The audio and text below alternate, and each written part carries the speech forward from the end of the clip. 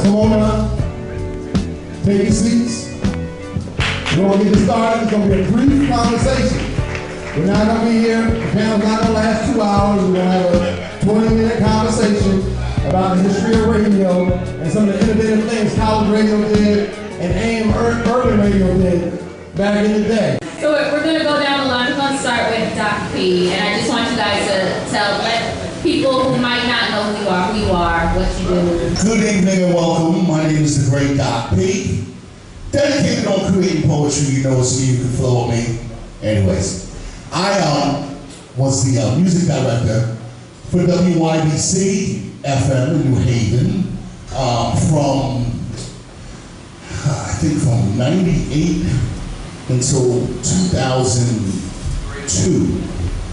Yeah, until 2002. I afterwards went on to become the marketing director for the radio station, but I started out as just a volunteer, and as you know, WYBC is a volunteer situation. All right, my name is Doc Martin. Excuse me, Doc Martin. And I'm sitting here thinking about all the things I've done.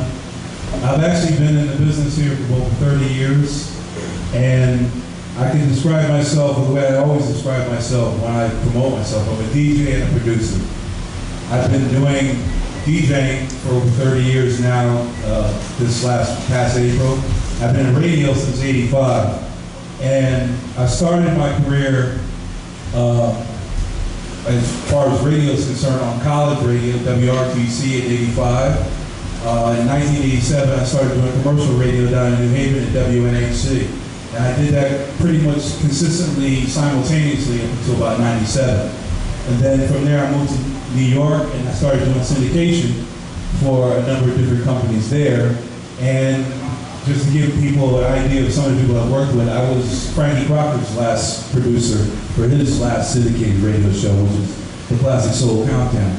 Well, first of all, I want to thank James Lewis for constantly bugging me through this.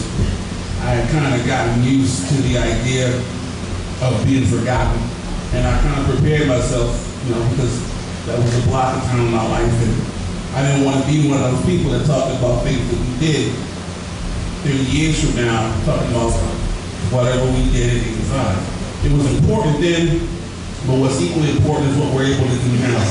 And I was always, at the time that I got on radio at RTC, and you start to realize that it's not about you, it's about all of us.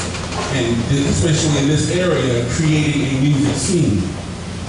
How does the creative community, the artists, the dancers, the rappers, the whatever, how do they communicate to their audience? And that's through the radio. And that's what I felt like I was attempting to do, as far as being an effective link for the people, from recognizing the genius and potential that's in my audience.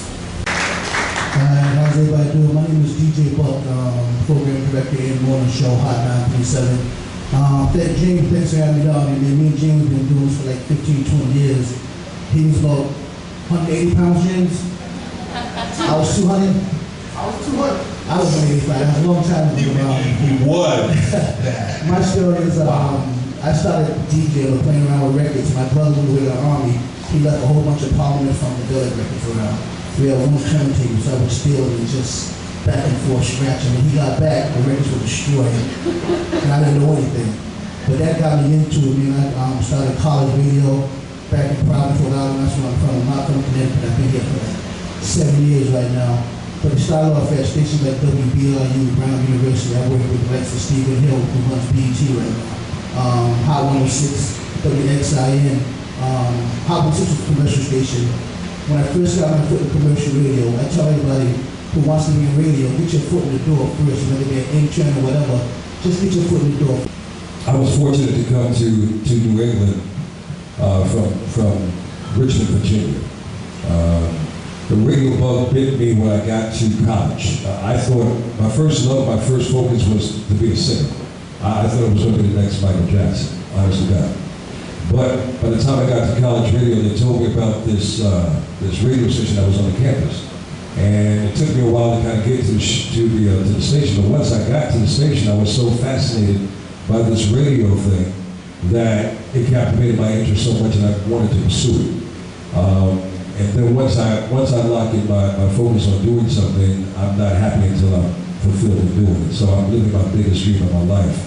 But by getting started in the radio game is like pretty much how you guys want to get started in music for those who are singers in the room. It doesn't, you always want the big picture. You know, you always want to land on the moon, but if you can't land on the moon, then you have to shoot for the stars. So that's what I did. I shot for the stars.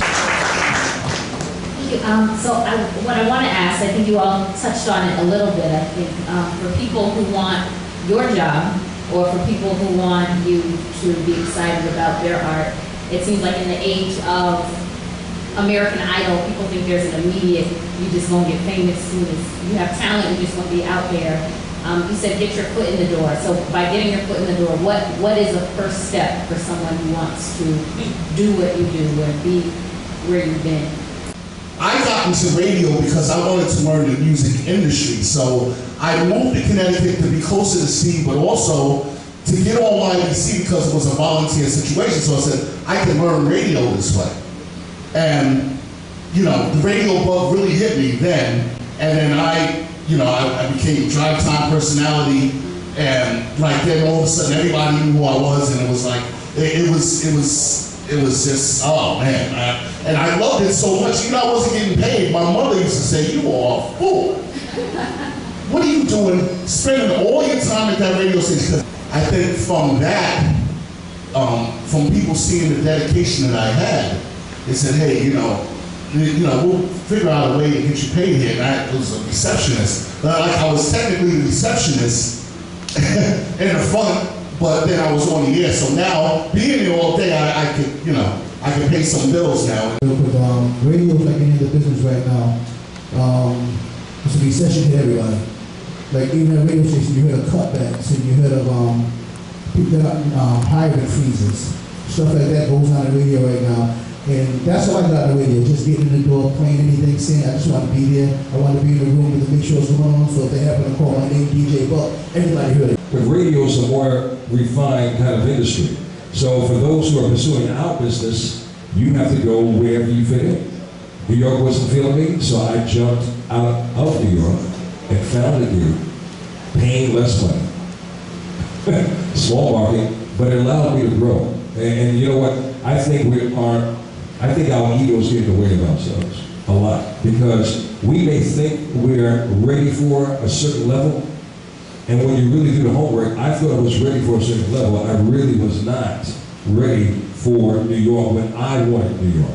And looking back on hindsight now, but that inexperience will convince you that you can do it all. And really, everything happens when it's destined to happen. Maybe this is slight arrogance, but y'all might have to bear with me, but I know for a fact if I ever got on New York radio, I'll blow a hole. I have no problem saying it. Amen. From Hartford, Connecticut, I will blow a hole. I don't care what radio station it is. I think as far as getting on radio now, it seems like it's so tough. You may have to go to, I'll use myself as an example. I had an offer to go to South Dakota. I couldn't do it because it's entirely too far. But I mean, you gotta, I'm listening, you may have to go to South Dakota if you're really trying to do radio right now.